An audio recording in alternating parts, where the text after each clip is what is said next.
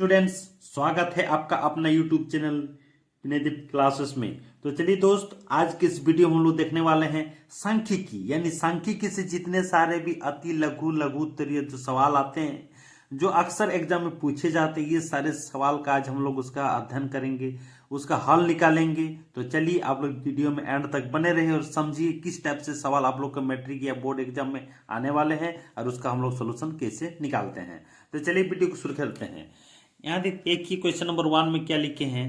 Question number 1 में लिखे 1, 0, 5 और 6 का माध्य ज्ञात कीजिए। दोस्तों, सांख्यिकी के अंतर्गत हम लोग को क्या देखना होता है, केंद्रीय प्रवृत्ति का माप देखने का रहता है, मापन, यानी उसमें माध्य माध्यिका बहुलक ये सारी चीज हम लोग का अध्ययन करने रहता है।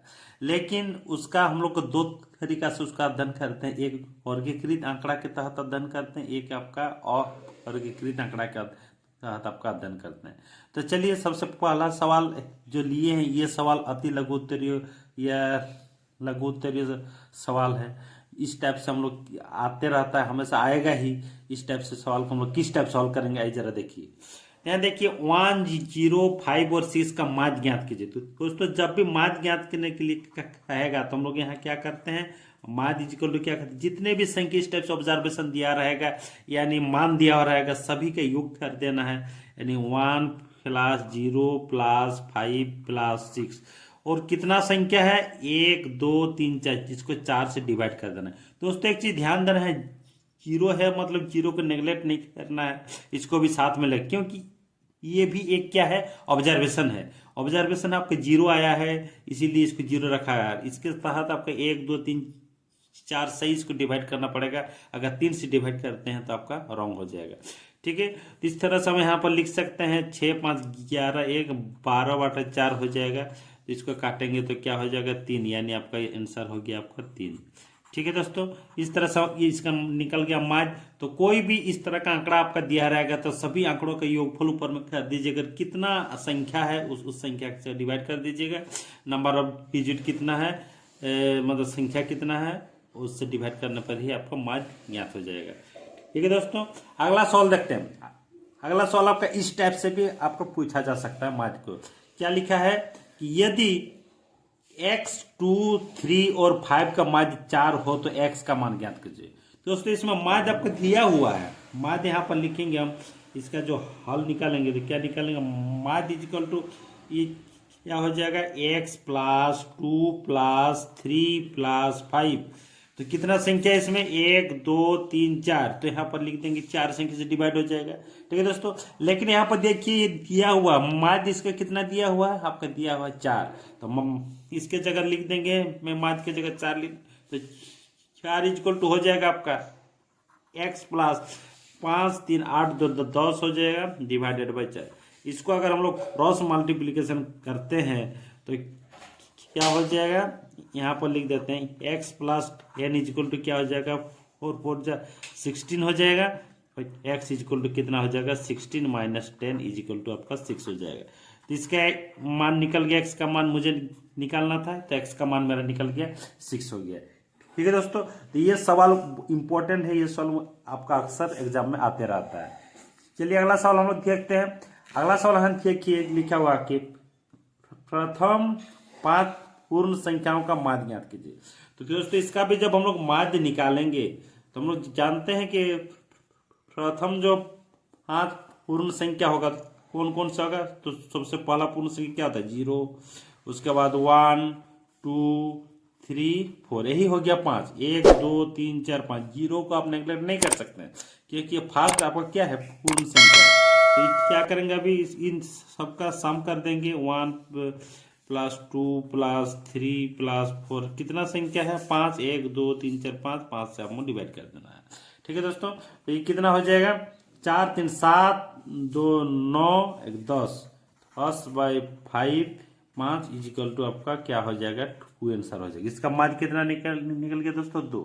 तो इस तरह से माध्य आपको कोई भी टाइप से आपका सवाल आ सकता है, आपको घबराना नहीं है, आराम से आपको उसका माध्य निकाल देना है। चलिए अगला सवाल पर हम लोग जाते हैं। अभी अगला सवाल पे देखिए, यहाँ पर अगला सवाल है क्या चीज कि 2, 5, 7, 3, 9 की माध्यिका ज्ञात कीजिए। दोस्तों, क्या कहा है, माध्यिका ज्ञात करने के लिए कहा है। माध्यिका मीन्स मीडियन। तो मीडियन जब भी हम लोग ज्ञात करेंगे तब सबसे पहले ये जो आंकड़ा आपका दिया हुआ रहेगा, ये जो आपका मान दिया हुआ रहेगा, सबसे पहला काम क्या है, इसको आरोही क्रम में सजा लेना है। तो अगर हम लोग इसको आरोही क्रम में सजाते हैं तो क्या हो जाएगा, 2 हो जाएगा, उसके बाद 3 हो जाएगा, उसके बाद 5 हो जाएगा, उसके बाद 7, उसके बाद 9।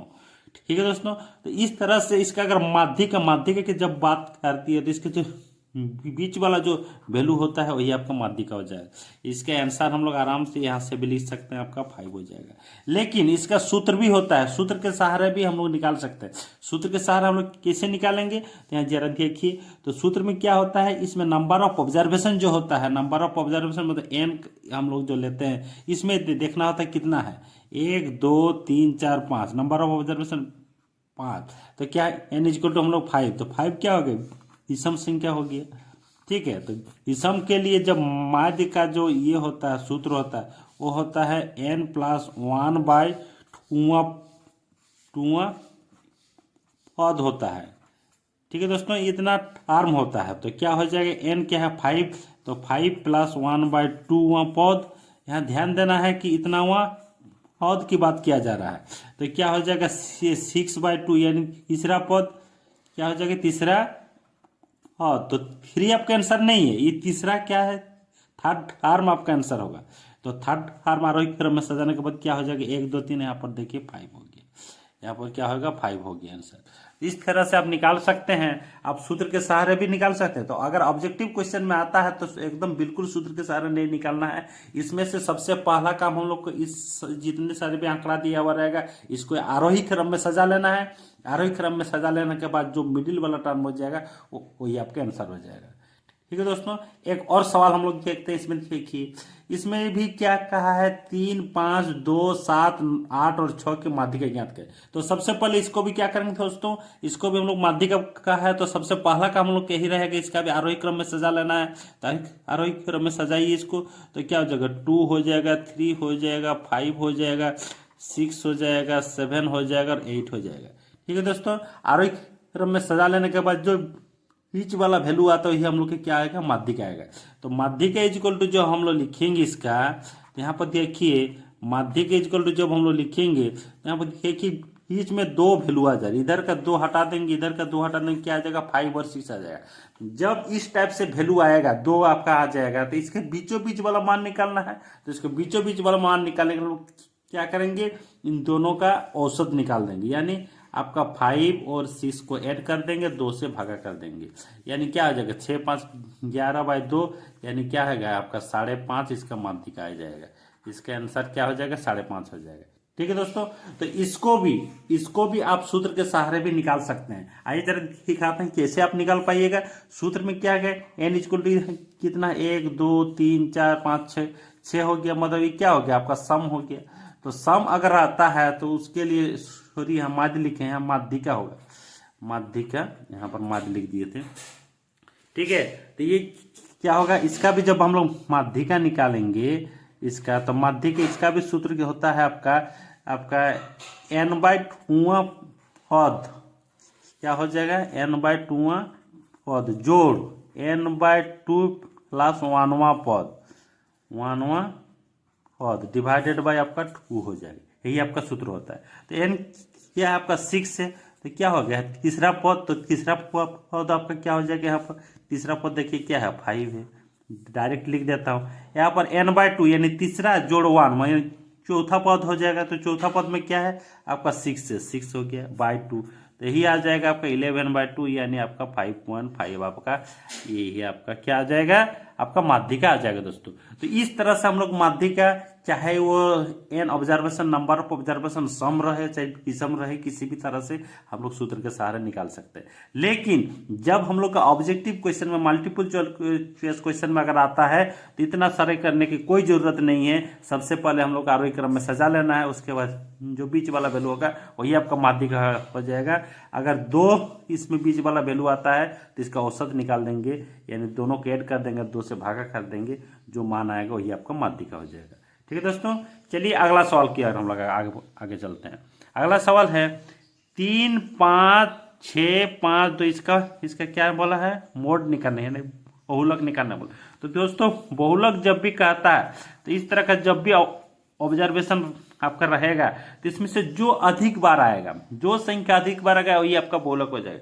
तो इसमें जाहिर सी बात देखने को मिल रहा है कि 5 अधिक बार आया है, यानी इसका बहुलक हो जाएगा 5। इसके आंसर हो जाएगा दोस्तों, इसके क्या हो जाएगा आंसर 5 हो जाएगा। ठीक है दोस्तों, चलिए फिर अगला सवाल हम लोग देखते हैं। अगला सवाल अभी देखते हैं हम लोग। अगला सवाल है यहाँ पर देखिए कि निम्न चित्र किस प्रकार का तोरण है। तो इस टाइप के दोस्तों आपका फिगर दिया रहेगा, तोरण के खींचा हुआ रहेगा। इसमें आपको ऊपरी से मेजर देखिए, नीचे है हाथ दिया आसन से वारंवारता यानी शेप दिया हुआ, और इस तरह से आपका दिया रहेगा आपका इस टाइप से नीचे से ऊपर की इस टाइप से आपका तोरण दिया हुआ रहेगा। ठीक है दोस्तों, तो इस टाइप का जो आपका तोरण दिया हुआ रहता है तो इसमें आपका जाहिर से बात है, इसमें आपको ध्यान देना है तो ये किस टाइप का तोरण है। तो आपको कहेगा तो ये किस टाइप का तोरण है, तो इसमें आंसर हो जाएगा से अधिक प्रकार का, सॉरी से कम प्रकार का तोरण। क्या हो जाएगा, से कम प्रकार का तोरण। यही आपका ऑप्शन में रहेगा, आपको ये इस टाइप से लिख देना है। ठीक है दोस्तों, इसी टाइप से अगर ये वाला सवाल आपका आता है इस टाइप से, निम्न चित्र किस प्रकार का तोरण है, तो इस टाइप से अगर आपको देखने को मिलेगा ऊपर से नीचे की ओर आते हुए तोरण आपका अगर नजर आएगा तो क्या हो जाएगा, से अधिक प्रकार का तोरण। क्या हो जाएगा, से अधिक प्रकार का तोरण। ठीक है दोस्त, तो इसी टाइप से आपका अक्सर एग्जाम में आते रहता है, आएगा भी, इसीलिए आप लोग ये सारे चीज अच्छा से कर लीजिए। इस तरह के क्वेश्चन को सारे आप लोग अभ्यास कर लीजिए। तो चलिए, आई होप आप सभी को ये सारे सवाल समझ में आ गया होगा। तो आज के लिए फिर इतना ही रखते हैं, फिर मिलते हैं अगले वीडियो में। तब तक के लिए धन्यवाद। Thanks for watching this video.